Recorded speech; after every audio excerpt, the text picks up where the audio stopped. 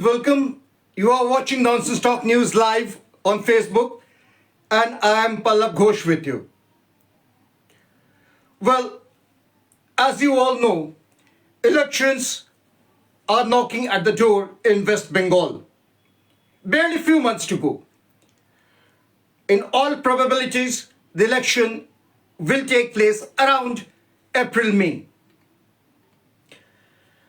Very natural political activities, political halchal to be at its top at the moment. And past few days we saw Home Minister Amit Shah camping in West Bengal, in Kolkata, and his visit was immensely significant at this time. It's clear that his visit was curated by the poll pundits or the those who are actually doing homework on Bengal polls must have suggested Amit Shah to visit West Bengal around this time, and that too stay for 3 days and meet series of people, press, other people, the influencers, party people, and lastly, he gave the message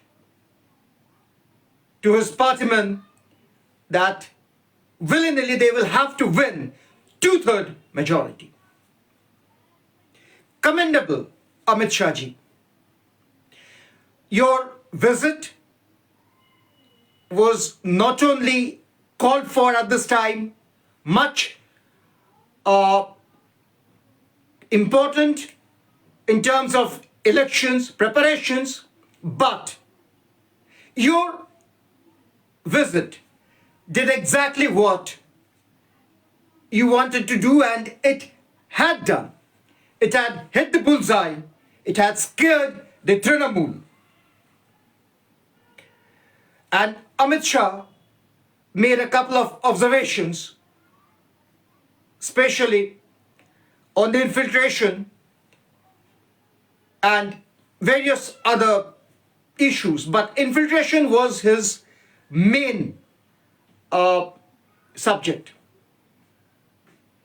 और घुसपैठ की अगर बात करें तो मैं यह भी बता दूं, जिन लोगों को शायद पता नहीं है, आज बीजेपी सत्ता में काबिज हुई है, लेकिन दशकों से बीजेपी इस घुसपैठ के मुद्दे को उठाती आई है.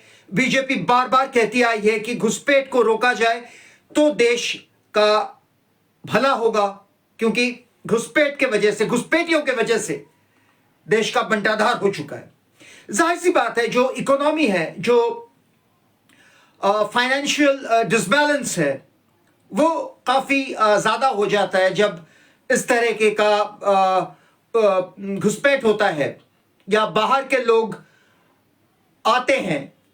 लेकिन जिन लोगों को, जिनका हक है, यानी जो नागरिक हैं, जो रेजिडेंट ऑफ इंडिया हैं, वो महरूम रह जाते हैं इन सियासतदानों की वजह से. और ममता बनर्जी का जो राज है, इसमें जाहिर सी बात है घुसपैठियों का एक ओपन आना जाना है.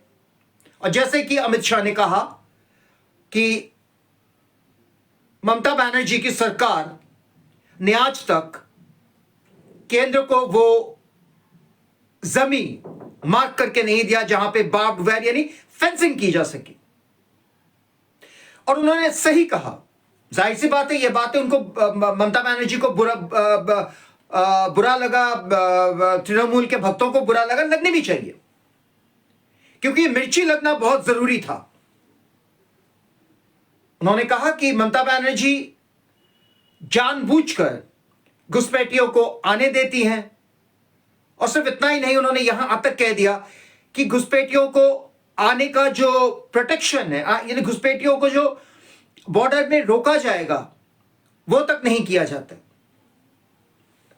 और कल मैं किसी तृणमूली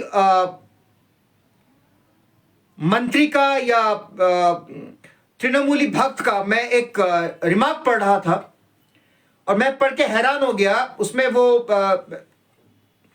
कह रहे हैं कि एक तो मैं यहां पे तृणमूली नेता की बात तो मैं बाद में करूंगा, यही बात ममता बनर्जी ने भी कही। और इस पार्टी की एक खासियत है कि जो बात ममता बनर्जी करती हैं वही इस पार्टी के नेता मंत्री भी दोहराते हैं और भक्त भी दोहराते हैं। तो वही हुआ, मैं गलत था एक्चुअली, ये ममता बनर्जी ने कही थी। उन्होंने पहलगाम और दिल्ली की बात कही। उनको यह समझ में नहीं आ रहा है कि जब घुसपैठ होती है तो बंगाल के जो जिले हैं, बंगाल के जो जगह हैं, उसके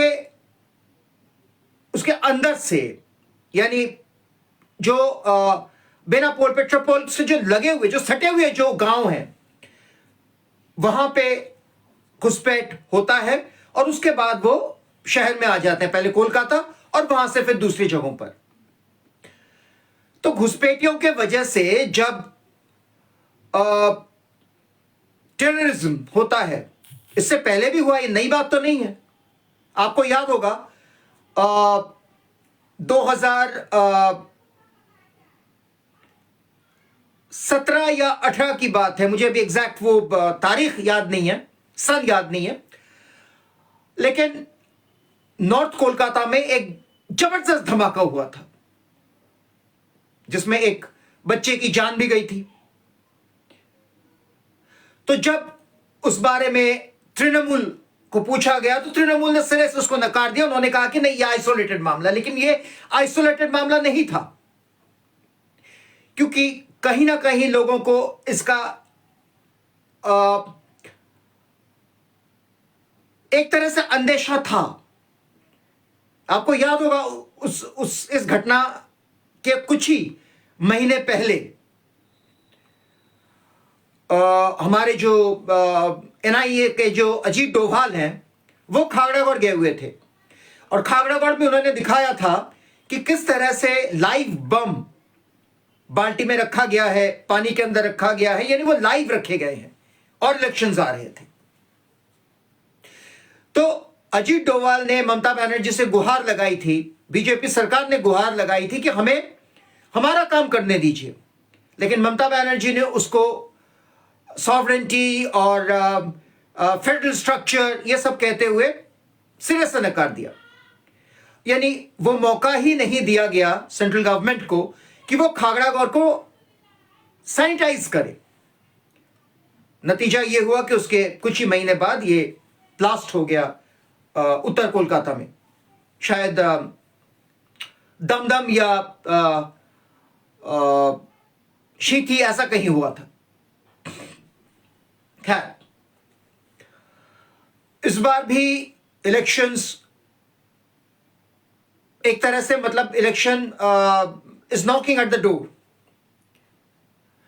and Mamata Banerjee is once again in total defiance that infiltration is taking place and terrorism is taking place in the cover of infiltration.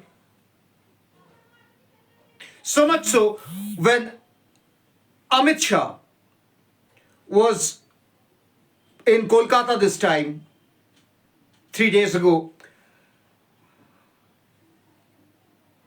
Trinamool, naturally, it was feeling uncomfortable. It was feeling very out of place because Amit Shah was going on speaking facts, unmasking the reality, truth. और यहां कोई BJP Trinamool की बात नहीं कर रहा हूं मैं। अगर आपको यह लग रहा है कि मैं क्या कहते हैं यहां पे बीजेपी की बात करूं, बीजेपी की मजम्मत करने के लिए खड़ा हूं, नहीं। एक बात समझ लीजिए, ममता बनर्जी ने जिस तरह का पॉलिटिकल जो स्ट्रक्चर आज कर दिया है बंगाल में, उससे निकलना, उससे निकलकर सांस लेना दूभर हो गया है।